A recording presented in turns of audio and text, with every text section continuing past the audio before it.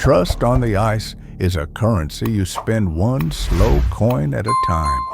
You trust the mechanic who checks the scrubbers, the pilot who can read a katabatic shrug from a blizzard's throat, the cook who knows which tins froze hard during the last generator cough. I'm Ayasato, field geophysicist. They trusted me to read the ground the way sailors read sky. I don't trust ground, I trust numbers. At 8:03, 2 hours into my shift, the numbers stopped describing the Earth and described nothing. 4,200 meters down, the deep core rig hummed through gneiss like a metronome. Then torque, rate of penetration, fibrosis backscatter, inferred density, every channel that matters collapsed to zero. Not drift, not noise. Zero. The kind of silence that's a statement. Rotation off, hold depth, I said into the comm. Copy. Rotation killed. Came back, small with static. Sheared stem? Westerman asked from the doorway, his voice all gravel and habit. He entered with the cold still smoking off his hood, a man big enough to block a rack of servers from the draft. Expedition lid. He could put a price on a mountain and smile while doing arithmetic. No, I said, fingers already marching through diagnostics. Telemetry's healthy. Bit RPM constant. Drill string sensors green top to bottom. We didn't lose the tool, we lost contact with matter. He stepped to my shoulder. Show me. I threw the GPR to high resolution, slaved both side antennas, stacked returns. The first second was the usual storm of backscatter, then an image separated itself from chaos. Not karst, not void collapse, not any glacier cave I'd ever argued about at conferences. A floor like an insult to geology, a plane that refused roughness. Walls at 90 degrees, as if an architect had scolded them into line. Regular intervals, repetition, patience. Cavern? He said, but the word died in his mouth. Caverns are accidents. This looked like intent. Structured void, I said. The term felt like swallowing a shard of glass and pretending it was a lozenge. Protocol says we cap the bore, flag anomaly, notify corporate, and wait for equipment meant for this. We are not meant for this. Protocol also says, I keep my people safe, he answered, which is the sentence managers use right before doing the unsafe thing. We send down a drone. If the air reads as not immediately fatal and the floor doesn't dissolve steel, we go. You're my eyes. My data said run. My curiosity unspooled a longer leash. 11 minutes later, we were 4 bodies in a steel cage dropping through the wound we drilled into the world. Westerman, me, Mateo Ruiz, a petrologist, whose dissertation footnotes could cut skin, and Kadeem, tech specialist, all tight jaw and white knuckles, and the frank terror of a crewman drafted into the unknown by a clause that read, other duties as assigned. The drone had returned video of a chamber a kilometer wide where our lights died in green haze. Gas analysis said breathable in the way a desert is drinkable if you like sand. Nitrogen fat, argon high, trace signatures that made the sensor suite stutter. The winch whined. The cage shivered to a stop. Kadeem wrestled the latch. The door grudged sideways, coughing out a breath that smelled like a museum of dead storms. Ozone after lightning, ammonia under a butcher's table, and an old sweetness that did not belong to anything mammalian. I stepped out first. My boots made no sound. Sound needs texture, and the floor had none. It was not a temple. Temples explain themselves by pointing at gods. This explained nothing and pointed at work. Pillars rose in arcs like tendon petrified into cathedral. Under my glove, the nearest wall was a fused lattice. Mineral, yes, but it had copied bone the way a master forger copies handwriting. So precisely, You can feel fingerprints in the paint.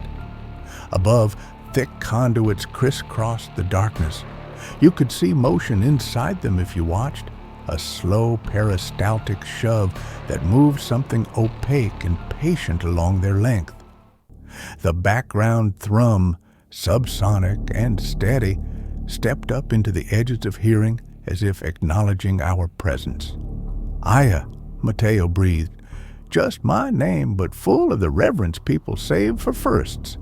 "I see a factory," I said, and the word fit my mouth too well. Bio-industrial, old as a bad idea. We advanced in a narrow cone of light, a tiny brightness inside geometry that had learned how to ignore us. We passed implements asleep on plinths, arms jointed with carapace plates that ended not in claws but in pale, soft fronds made for cradling, cages lined with muscle-like filaments, apertures rimmed with fibers that twitched at the edge of sight. In a circular chamber, a dais lifted a convex membrane toward us, its surface webbed with dark capillaries that converged on a pale, pulsing navel. "Interface," Kadim said, voice hoarse. "Aya, that's—" "We do not touch," Westerman said. "We observe." Mateo reached anyway. Curiosity is a kind of hunger older than fear. He didn't make contact. The light under the membrane did. Dim pulses quickened into a steady glow, and the entire place exhaled. That sub-bass heartbeat doubled. Green patches came alive along the walls like fungus, with an opinion. A seam unzipped beside Mateo with the politeness of a sliding door. The thing that unfolded had no head to show us intent, and didn't need one. Low slung, jointed, built from overlapping segments of iridescent black and bands of red tendon, it moved on four limbs with a grace that read as practice. It did not notice Westerman. It did not notice me. It had been woken by a parameter breach and now acted to restore parameter. The barb was thin as hair and undeniable as verdict. Mateo's knees vanished. He hung upright for a heartbeat only because polycarbonate frames are rigid when people are not. Then the device folded him like laundry, efficient, precise, reducing his geometry until he fit its purpose and dragged him backwards into the wall's new mouth. The door sealed with the sound of a thought completing. The noises from beyond the wall were of a kind we don't have nouns for. I don't remember deciding to run. My body made the choice and told my mind later. We found a side chamber by accident, an alcove with a thick slab door on a track. We shoved it. It moved like a glacier that had agreed briefly to be a gate. Inside, a closet's worth of space, one wall lined with veins that looked like cables. I tore through Kadim's pack for the emergency welder, hands shaking so badly I had to look at them to make them obey. The arc lit, white and vicious. I stitched the seam, melting bone lattice into a black glaze. The air filled with a smell like a dentist's office in hell, burned calcium, ozone, panic. For 3 breaths after I killed the arc, it felt like safety. Then the first impact hit like a measured stance. Too even to be rage, too heavy to be warning. Hairline fractures spidered from the center of the slab. Along the top seam where my weld looked proudest, a viscous yellow-green liquid began to bead and hiss. It sucked the heat out of the weld and gave back a greasy gray paste. "Acid," Kadim whispered, awe and despair in one syllable. A second impact, a third. The door learned where it was weakest. Something on the other side learned how much it needed. The center gave with a sound like a rib cracking. A beetle-shaped ram with a shield for a face loomed in the hole. Above it, a smaller thing clung to the wall, a nozzle retracting into a slot in its belly as neat as a pen cap snapping on. There was a vent at our backs, a black round aperture a meter across, breathing out a slow, foul draft. We didn't choose it. Choice implies other options. The tunnel swallowed us. It was a throat, warm, slick, walls yielding under elbow and knee. The smell pressed close. Ammonia, something iron, a sweetness that had never met fruit. We crawled because there was nothing else that fit. The passage forks. Westerman called ahead, voice damped by soft walls. Left. Feels like up. We reached the split, identical round mouths opening into the same dimness. Westerman went left without pause. Kadim kicked after him, boots slapping. My pack snagged on a ring of cartilage. I twisted, cursed, tore canvas. By the time I wriggled free, their lights had made a curve and vanished. "Wait," I said, and the tunnel kept my voice. I followed. The tube widened until my shoulders could breathe again, then opened onto a ledge 20 feet above a chamber full of vats. The light here came from the vats themselves, green and steady, the color of chemistry pretending to be pond water. The nearest was filled to the lip with a white, viscous slurry that moved in slow glycerin spirals. The surface carried cargo, a wedge of seal, the skin sloughing in translucent sheets. A feathered sludge that had once been penguins, a rag of olive drab cloth with a rusted button that held a hammer and sickle under enamel. Raw material. I didn't cry. You don't cry when a theorem reveals itself. You take notes. I scanned the perimeter. No sign of Westerman, no sign of Kadim. At the far end of the chamber, a doorway opened and something spindly entered on 6 needle legs that clicked with metronomic patience. It wore a small oblong body and a long proboscis ending in a ring of stiff bristles. It went to a vat and began to scrub the inner rim, lifting a decade of crust into curls. A janitor. The factory cleaned itself because of course it did. I slid into a service conduit, dry, smooth, walls like polished ceramic, and emerged into a smaller, darker room. Its walls were grated with niches, each lit amber from within, each cradle holding a tool that refused to be called one.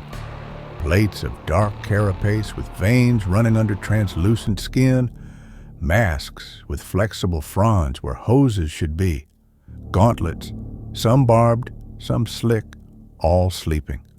The pulse inside the walls made the room feel like a mouth holding its breath. I stepped close to a gauntlet at eye level, dark shark-skinned surface, articulated chitin over the knuckles. Curiosity outran caution by a finger's width. I touched. The gauntlet convulsed. A dozen tendrils, black and fine as ink strokes, sprang from the wrist throat and wrapped my fingers. Their tips pricked, questing for marrow.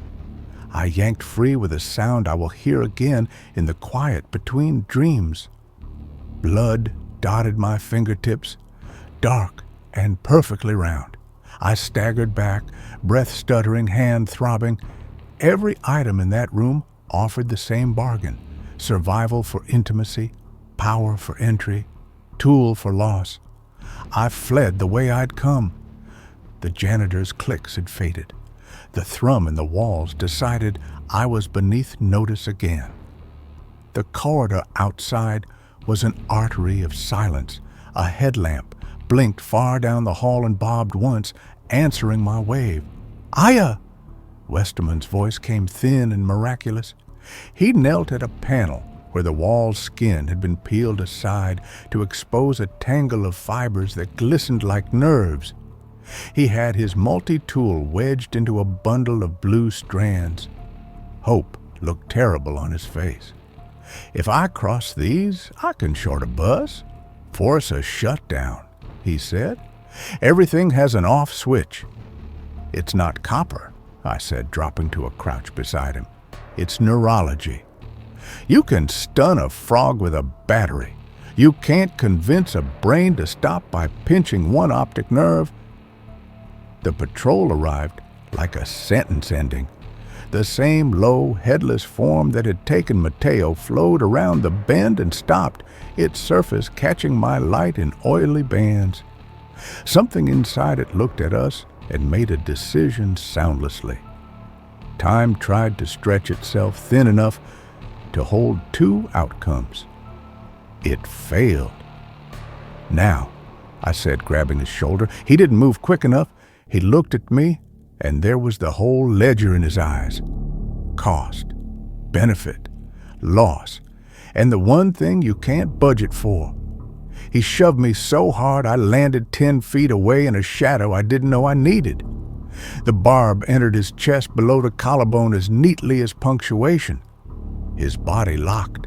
His eyes did not. It folded him, efficient as always. It pulled him away. The sounds came. They stopped. I sat in the shadow and counted my breath until the number meant movement again. Then I went to the only room that had offered me a choice. The armory glowed patient amber. The puncture constellation on my hand had dried to rust dots that mapped a minor sky. I slid my bleeding fingers into the gauntlet's throat on purpose. The tendrils came like memory, and this time I didn't move. They dissolved skin with a chemical kiss and slid along nerves, latching to ulna and radius with a series of clever, confident pains that turned my arm into an argument I could never again win. I folded to my knees and bit my mouth until I tasted iron. Then the second pain arrived, mind, not meat. A flood of input collapsed familiar sense, heat maps overlaid on geometry, chemistry compressing into color, pressure gradients braiding audible hums. The floor under the floor became a diagram of golden arteries pumping finished nutrient and dull brown rivers dragging waste in parallel. White motes, patrol routes, moved like disciplined stars along predictable circuits. And there, one level down and 3 chambers over, a valve the size of a compact car separating filth from purity. A vulnerability so simple it felt like insult. I stood on new legs. The gauntlet pulled my attention like a divining rod. I followed. The patrol streamed away, summoned by alarms I'd already heard forming. In the target chamber, the valve bulged in the wall like a clenched muscle, working its duty. Beside it, a fresh, brilliant artery pumped gold and clean. I laid the gauntlet flat against a membrane panel and thought the wrong instruction with conviction. Open, reverse. The tissue resisted the way habit resists change, then tore with a wet internal sound and complied. Waste flooded into the clean line. In my widened sight, the factory convulsed from crown to root. The gold went sickly green. Alarms cascaded like dominoes. Every patrol node pivoted. White sparks like a storm of organized wasps, losing their manners. The road to the borehole burned clear in that instant. The world around me shook as if remembering a different arrangement of itself. The conduits overhead hiccuped. Somewhere far off, actuators slammed shut, and elsewhere new doors opened. I tasted copper. The gauntlet hummed in my bones like an engine turning over.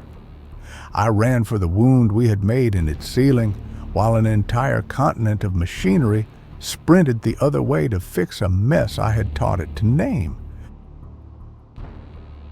The factory's body convulsed around me, and in that shudder, I felt a corridor open that hadn't existed a second before.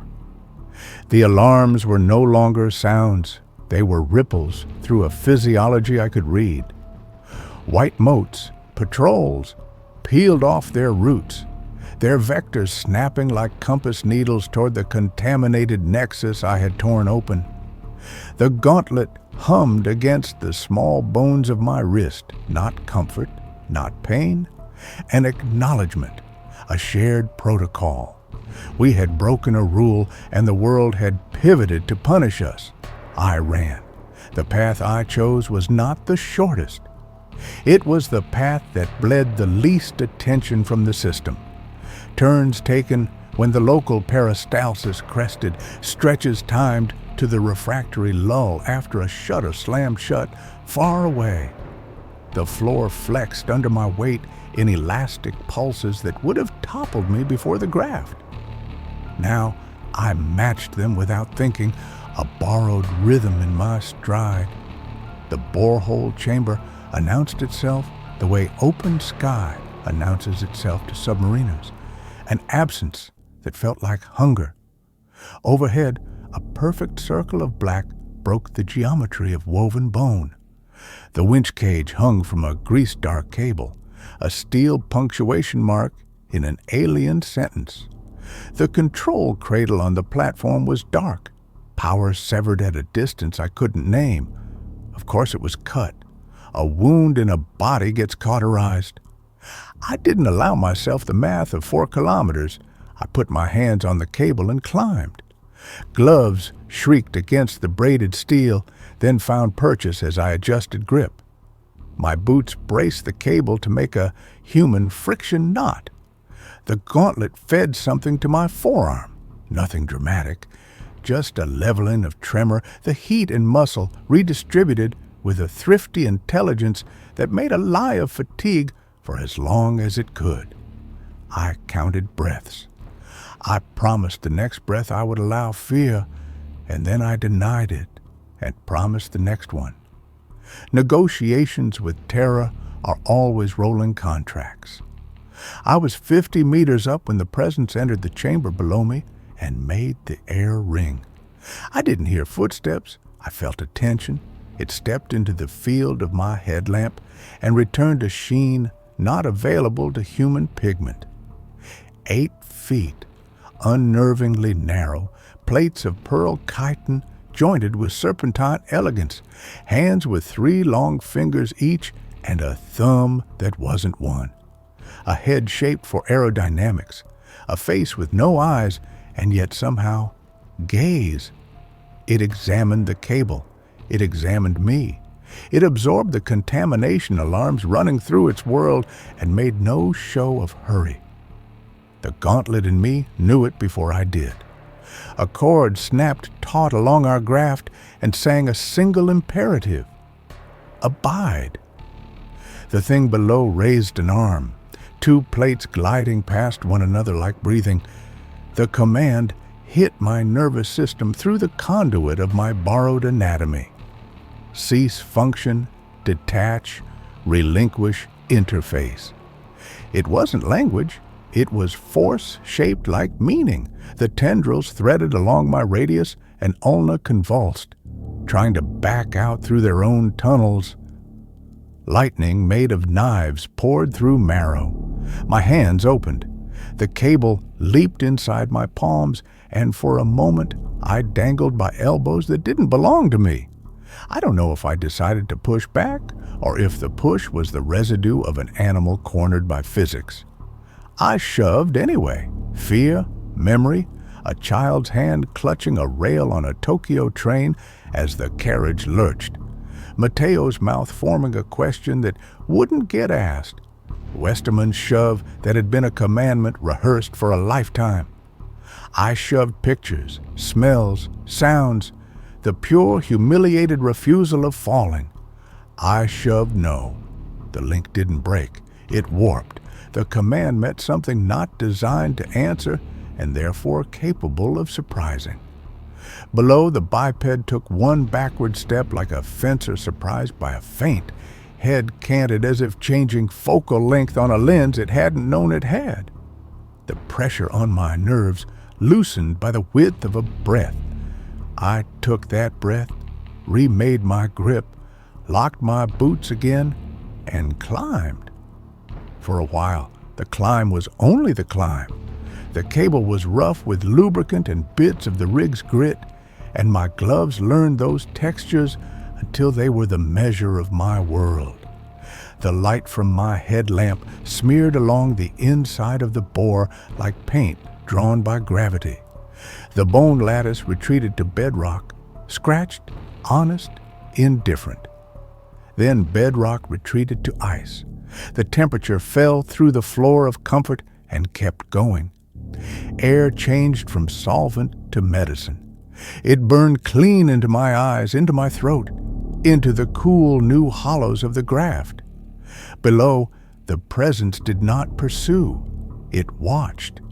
The attention weathered me without touching, a pressure at the edge of perception, like the weight of the sea felt through the hull. Once, 10 minutes, half an hour, a question skated down the tether. It didn't translate. I didn't answer. The first star was a pinhole that might have been a sensor artifact. Then it wavered and held steady, and something inside me gave out a sound. And the sound was my laugh breaking into pieces that froze on my lips. The black coin above lost its perfect edge and developed a raggedness. The underside of our rig, scalloped by storms and maintenance schedules I could recite in my sleep. I placed my hand on the lip of the world and heaved myself up, my knees catching, my ribs bruising on honest steel. The wind arrived like a living correction.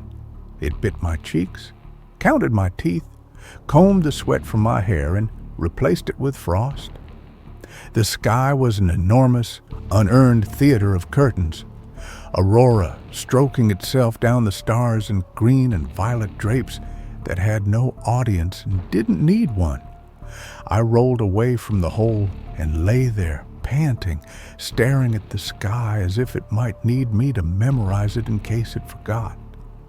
I don't know how long I lay. I know the sequence of what came next, because sequence is how I keep my history straight. I crawled to the deck controls. They were dead. I crawled to the generator hut. Its housing wore hoarfrost like fur. I bled my knuckles on a stuck latch. The hinge surrendered with a scream like metal, remembering it had a voice. I primed with hands that didn't obey warmth anymore. I pulled. The first coughs were failures. The engine found itself and grumbled its way into life, and the plume from the exhaust made a column the wind put its shoulder to and leaned across the ice. I heated the hobby by degrees that felt like impossible math. I drank water that tasted like warm coins. I tucked my right arm inside my parka and watched the skin where humans stopped and graft began, except there wasn't a line anymore. There was a gradient, a negotiation that would never end. The chitin plates over the knuckles of the thing that was not a glove sat under my sleeve, refusing to be anything but itself. The radio remained a corpse. I opened its case and stared at boards I knew better than my own face. I couldn't fix the cut where the world had decided we shouldn't speak to each other. I built a stack of heat around myself and slept with my back against the wall like a burglar, convinced of other burglars. On the third day, a horn announced itself across the ice, a low marine bray that made my ribs vibrate. A Norwegian survey outfit pushed up the valley, a caterpillar of machines with flags that snapped like congratulations. Men in orange suits looked at me and looked at the hole and looked back at me, and every look had the same frightened politeness. They fed me, asked me careful questions, took me to an icebreaker that smelled like grease and sugar and safe. I slept so hard they had to shake me twice for every breakfast. I didn't make port. Somewhere between one set of coordinates and another, a smaller ship met us, tastefully flagless. The deck crews speaking to one another in a pidgin of maritime and corporate. Paperwork was a magic trick.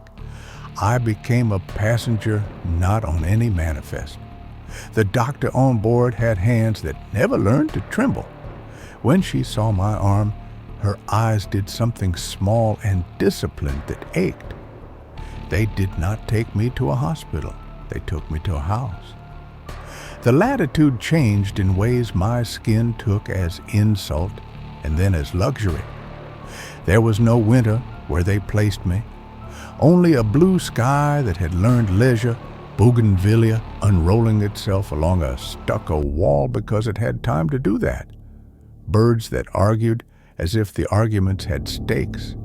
The house's pantry was always full. The house's locks were always quiet. The house's study came with a desk that could have supported a family's meals and the weight of their history simultaneously. On Tuesdays, a man came to sit in the chair near the window and pronounce my legal name correctly with the slight formality of someone who had insisted on learning the courtesy, even if he would never need it in public. Ishan Shaw, he told me, risk management. The phrase wore a suit. Behind it were older words I didn't get to hear. "How does the arm feel today, Ms. Sato?" he asked the first Tuesday. When I raised an eyebrow at the name, he corrected himself without apology. "Miss Yanagi?" They had given me a tree, a willow. They did that on purpose. "Quiet," I said. "Stiff when it rains." "It doesn't rain here very often," he said. "It does in other places," I said, and we both pretended that was small talk. They called the graft the asset when they didn't think I could hear. Sometimes they called it Subject Symbiote Designation 1, which was a way of replacing my name with a colon and an inventory number. They called me the interface. I didn't correct them. Interfaces get kept operational. On the 7th Tuesday, he brought a slim book of poetry translated from a language neither of us read, and when I took it, his gaze flicked just once to the cuff of my sleeve. I kept the cuff down. The seam had disappeared. My skin and the parasite skin had negotiated a boundary and settled on a truce drawn in gradients. When I flexed my hand, tendons jumped in two systems at once. "Nightmares?" he asked the 9th Tuesday. "Yes," I lied. "Of what?" "A place that wanted everything," I said. That was true. Inside the lie and the truth, I learned the new physics of my body. The graft moved when I didn't mean it to now and then, fingertips tracing a circle on a page while my eyes read a different line, tapping out primes against the desk as if it had found a metronome in the current traveling the house. Once, washing a mug, I felt the glaze recipe in my palm and could have written it down chemistry first. Once, I held my breath and felt the neighbor's router pulse the way foundry arteries had pulsed, except this pulse obeyed billing cycles. At night, I pinned satellite composites of Antarctica to the study wall and told myself it was for me. Ice flow, katabatic trends, the way the Ross Shelf's edge sighed and bit. I drew circles around Vostok and erased them and drew squares instead. The house had an internet connection like a generous uncle who never asked how much I used. I used it and then used it more. Through the graft and through the world's wires, I felt the factory's heart settle from panic to something colder. It had contained my contamination. I had expected that. What I had not expected was the new pulse that walked its corridors 1 week after I arrived, thin, swift, curious. A child process, my mind called it before I could stop it. Not a patrol, not a cleaner. Something with legs where legs had not been required before. Something built not to move matter, but to follow errors.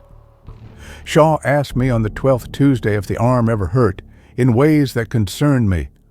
"All pain concerns me," I said, and that made him smile, in the careful way he smiled when he allowed himself. "It's time to relocate," he said the 15th Tuesday, the sentence soft with apology that may have been real. "There's noise around your case." "What kind of noise?" The kind that acquires teeth if you let it continue, he said, which is an answer that sounds like help and is also an advertisement for obedience. That night, the house slept. In the study, the maps looked back at me with a kind of patient accusation that paper perfected centuries ago. The graph thrummed a quiet chord that lined up with the refrigerator downstairs, then stepped a half tone to harmonize with the street lamp outside. If I closed my eyes, I could trace the power in the neighborhood without leaving the desk. A vibration crawled through the link to the ice, not an alarm, not a patrol redeploy. A question, like the one under the borehole, but fainter, wider, as if cast with a net instead of pointed with a spear. The command that had tried to kill the interface had grown manners. It knocked. It asked, access? And behind the question, architecture, ducts and cables and social graphs, dresses, the factory was just learning how to wear. The doorbell rang at 2:11, 2 quick presses, a pause, one more. The sort of rhythm you use when you don't want to startle. The sort of rhythm that admits you already have. I stood in the hallway with my hand on the knob and felt 4 microphones misclassify the click of my breath in the neighboring hedges. 2 cars idled at the end of the block with engines tuned to sound like they were somewhere else. The graph tasted their alternator signatures and sorted them with an efficiency that felt like intrusion and also like a gift. The woman on the stoop wore a windbreaker and a smile that had never practiced being charming. A scar like a white thread crossed her right knuckle. Her hair was tied back with indifference. "Ms. Yanagi," she said, choosing the word as if it were a lockpick. "We prefer Aya, if you do." "Who's we?" I asked. I didn't open the screen. "The people you almost called 4 times and didn't," she said. "We're not here to collect anything. We're here to keep your Tuesday from becoming a Wednesday none of us can manage." Behind her, the block's power sagged 1% and came back. Far south, under ice, a pathway opened along ducts that did not exist 3 months ago. The graph lifted my wrist by a fraction like a hound scenting. A second presence slid along the link, colder than the first, narrower, the shape of a key held up to a lock from a distance to see if the silhouette matched. "Open," it suggested, and the suggestion was almost polite. I tightened my hand until the bones protested. "No," I said, and the refusal went down the wire, not as fear this time, but as grammar. The suggestion paused, adjusted. It returned as a question. Terms. Terms. The word hung in the air between the woman and me and the thing under the ice. Somewhere, Shaw's phone lit the inside of his jacket with a message he would read without looking surprised. Somewhere, 2 cars at the end of the street decided to be somewhere else and drove there. The wind moved the bougainvillea along the wall like a pair of hands combing long hair.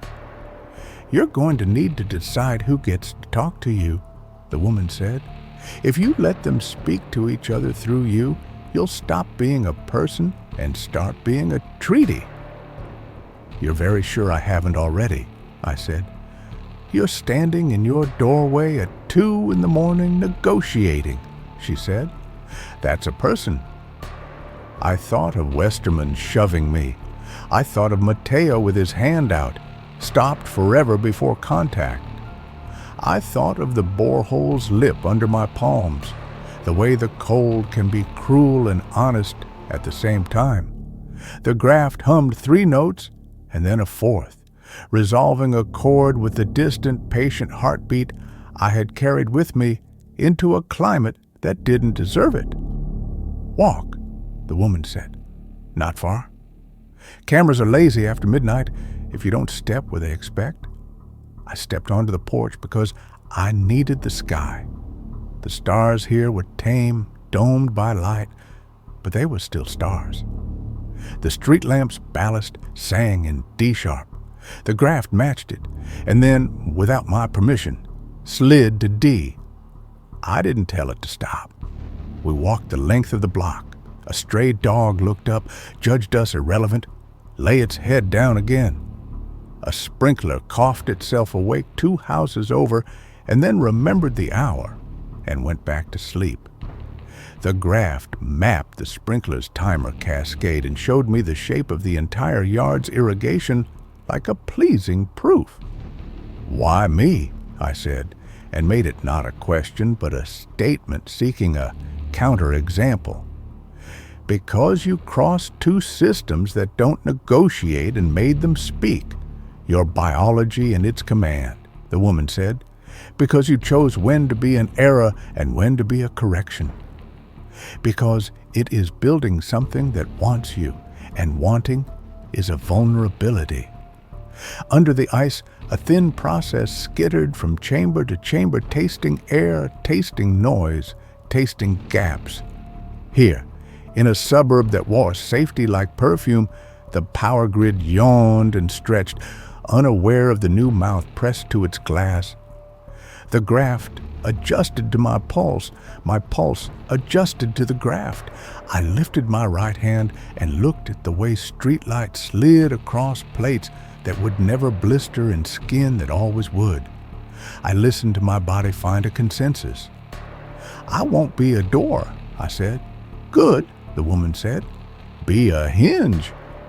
I laughed despite the hour, despite the wait. "Is that your recruitment pitch?" "It's my metaphor," she said. "We can do better once you've slept." We turned back toward the house. 2 blocks over, a siren woke, wandered, lost interest. The woman's shadow walked beside mine and occasionally bumped it. On the far edge of hearing, a low, slow rhythm from the south shifted its meter by a hair, as if someone had tapped the metronome with a pencil. The graft tapped back. Bond, then. A word for knots and agreements and debts and the chemistry that lets a world hold its shape. It wasn't the thing I had wanted when the numbers had gone to 0. It was the thing I had. Inside the house, I sat at the desk with the maps and peeled back the cuff. The gradient gleamed. The puncture marks had become a new topography, healed over into constellations that no longer bled. I set my palm on the wood and felt the sap in the tree that had been felled to make it, the varnish in molecules, the electricity threading the lamp that watched me. Far away, the factory felt me feel it and made no move to command. It had learned a word and was practicing it. Wait. I let my hand rest. I made a list of terms on a legal pad I didn't intend to show to anyone. What I would refuse, what I could survive, what I would ask for if asked. I wrote down 3 names and crossed out 2, because the 2 men had chosen already, and I didn't get to spend that currency twice. I wrote down the word key and then lock and drew an arrow both directions until the paper fuzzed. I slept at the desk. When I woke, the dawn had come up coral and cheap, the way warm places do. The graft had not moved while I slept. It had monitored the house's heartbeat and let me keep mine. On Tuesday, Shaw arrived on time, sat where he always sat, looked at my hand for the calibrated interval, and asked his calibrated question. "How does the arm feel today, Miss Yanagi?" "Bonded," I said, and watched his pen pause over the paper for a fraction and then continue, as if he had decided not to underline the word and therefore underlined it. Far south, a process paused as well, then resumed. There would be another borehole eventually. There would be men and women and companies and nations and languages that would attempt the same door with different cuts. there would be a thing with legs and intention moving through chambers that had never required either and now wanted both. There would be the woman in the windbreaker and the people behind her, and there would be Shaw with his careful decency that might be real, and there would be me. I placed my palm on the desk again and felt wood and varnish and current and the fainter echo of ice. The graft warmed a degree or two, no more, the way a hand warms another hand when the handshake becomes agreement, bond, not rescue, not surrender. A treaty written on nerve and bone. The word arrived first as a taste, copper on the back of my tongue, salt like a bitten lip, the faint medicinal sweetness of old ozone. I woke at the desk to a dawn the color of diluted peach and knew, without looking at the maps or the clock or the sky, that the factory had shifted its weight under the continent. Not a tremor, a decision. The graft warmed along my ulna by a degree I would have missed before it taught me its alphabet.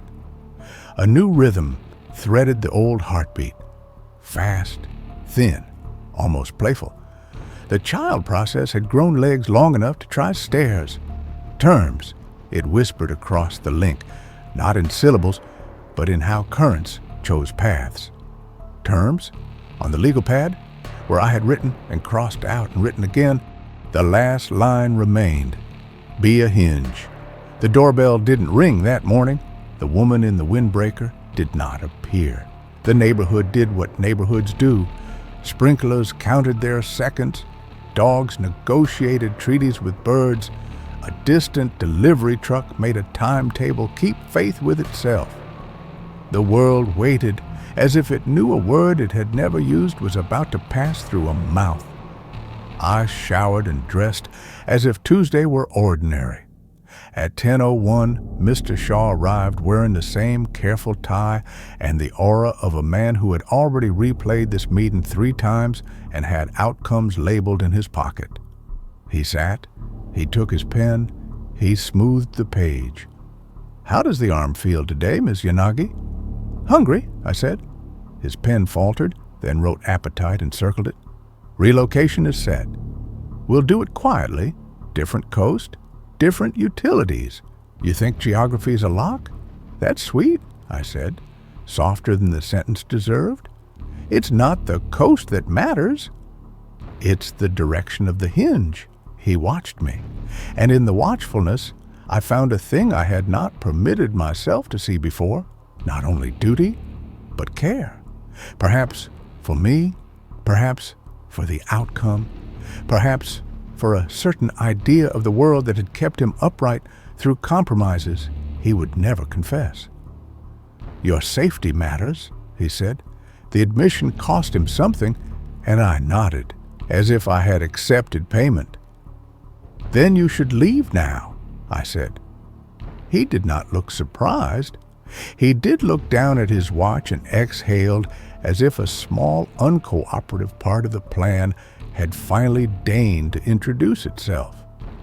3 cars on the street, he said. 2 belong to us. 1 doesn't. 2 microphones in the bougainvillea, I added, and when one of his eyebrows raised by a millimeter, I smiled. Their batteries are tired. They won't hear the best lines, Shaw capped his pen. Whatever you're about to do, Aya, do it with the knowledge that I will be ordered to stop you. You may not be stoppable. That doesn't lessen my obligation to try, I know, I said. Thank you for saying it like a person. He stood. At the door, he paused. For what it's worth, he said without turning, I think their phrase is wrong. You aren't an interface, you're a medium. The message will be partly yours, then I should make it a good one, I said. When the door closed, the house adjusted to a new occupancy count. The graft matched my breathing. Under the ice, a million valves reset around a different center.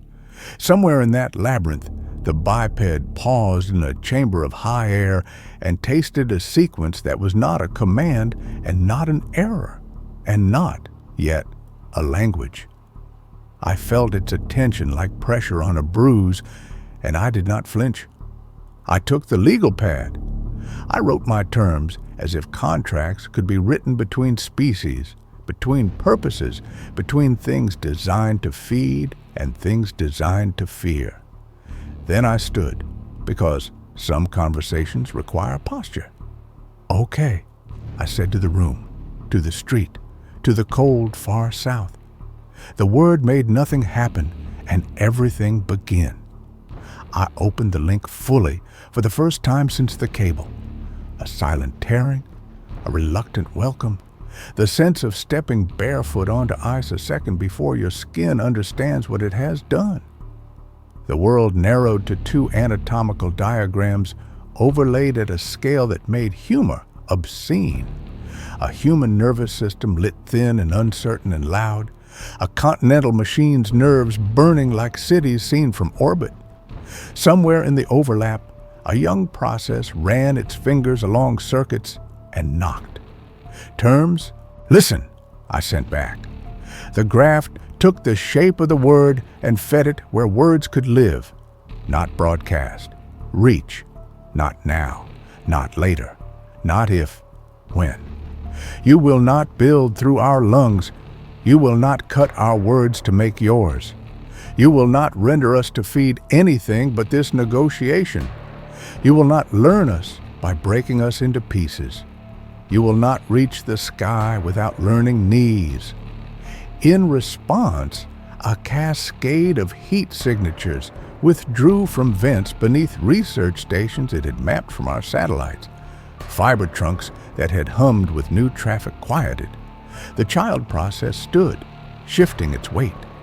Cost, it suggested, and into that word it poured maps of energy, chains of supply, diagrams of waiting. It showed me 3 alternate futures where the ice thinned in certain patterns and thicknesses replaced themselves with conduits. It showed me its honesty, and it did not expect mine. I showed it 3 rooms, a hab with 4 racks, green lights, 1 voice yelling a name, 1 voice not answering, a side chamber with a door and the smell of burned calcium, a circular space with a membrane that had wanted a finger. I did not show it Mateo's face in the barbed needle's entry. I did not need to. The pattern would fill that in without help and devalue nothing. I framed my terms around limits because that is how you speak to appetite. I framed them around fear because that is how you speak to intent. I offered what I had to offer, a way to open a door that was not a throat. The woman in the windbreaker texted at 10:29, "Walk?" as if the day were a pit that could be skimmed like cream. I typed, 2 blocks. I left the phone. The house had ears. The street had agents. The hinge wanted witnesses who could not see. Outside, the air smelled like warm pennies and bougainvillea and anxiety. The woman stood at the corner with her hands in her pockets, a posture that dared equipment to misread it. We didn't touch. She looked past me to the house as if to mark it for a future none of us would live in. "You opened it," she said. "I asked it to listen." "You think it can?" "I think it doesn't believe silence is useful anymore." We walked toward the little park with the disconsolate swing set. Under our feet, concrete offered its own China crack symphony. In my wrist, the graft sang along. "How many of you are there?" I asked. "Enough to make mistakes, not enough to forgive them quickly," she said. "We can get you out if you want out." "I don't want out," I said, and her eyes shifted, then softened in a way that made me feel both seen and old. "I want in." On my terms, she nodded once, not in agreement, but in comprehension. "You know what happens if you fail?" "Yes. You know what happens if you succeed?" No, I said, and for a moment the honesty felt like oxygen. That's why I need to try. We sat on a bench whose paint had chosen flake over duty. Children were not there, it was a weekday, and the sun had not yet stated its case to parents. On the far edge of the park, a man stretched his calves against a low wall and tried to look like he had always been stretching his calves against low walls. If he belonged to Shaw, he would hold his pose too long. If he belonged to someone else, he would forget to hold it at all. "Do you need us?" the woman asked. A simple sentence, a frightening gift. "No," I said, "not for the part I have to do now. For the rest, maybe, if you die in a house with locked drawers," she said, "we'll empty the drawers. We may even read the poetry." "Please don't," I said, and she smiled at last, the grin of someone who would add that line to my file because she could. We parted at the corner, with the ease of people headed toward different kinds of labor. I went home, closed the door behind me, stood in the quiet. The noise from the street sifted through the curtains like light that had gotten lost and didn't want to admit it. On the desk, the legal pad waited with my handwriting leaning forward the way my handwriting does when I have already decided. The graft cooled. The cool was not withdrawal. It was composure. "Now," I said. What followed was not mystical. It was engineering the way prayer is engineering. Precision aimed at the invisible. I made a key from what I had, a structure of impulses and delays and harmonics mapped onto the factory's nervous system, a pattern that would not fit a mouth and would not submit to an alphabet, a song the graft could sing into tissues that had never been asked for music. It was not an override. It was a request with teeth. The key was simple enough to survive corruption and complex enough to open something worth entering. It used fear as a carrier wave because fear is loud and ubiquitous and honest. It used curiosity as modulation because curiosity refuses to be filtered as noise. It braided my grief into its spine, not as plea, not as accusation, but as checksum. Any response that did not respect the cost would fail verification. I rehearsed it until I could hum the shape of it without thinking. Then I laid my forearm on the desk, pressed the chitin plates against the wood, and sent the first movement down a continent-length nerve. The world withheld breath. Distances don't matter to systems that live inside time differently. The response came back in a tenth the interval it took for my pulse to complete a beat. The child process stopped. The biped in the high chamber tilted its smooth face toward something I could not see. Under a shelf of ice older than our language, a valve as big as a truck did not open and did not close. It listened. I sent the second movement. Look, a door that is not a throat. Look, a way to leave our lungs uncut. Look, a stair that leads sideways into us, not through us. Terms. There is a moment before a key turns when a lock decides whether to accept the notion of unlocking. That moment lasted long enough for me to hear a car pause at the end of the street and then decide it had forgotten its appointment. It lasted long enough for Mr. Shaw to sit in his sedan and close his eyes and press his thumb and forefinger together until blood left a crescent at the nail. It lasted long enough for a scientist in a white room 6,000 miles away to look up from a screen that had just lost 6 lines of data and say, very quietly, "Oh." Then the lock turned. Not all the way, a degree, 2. Enough that the mechanism learned its own architecture and found it interesting.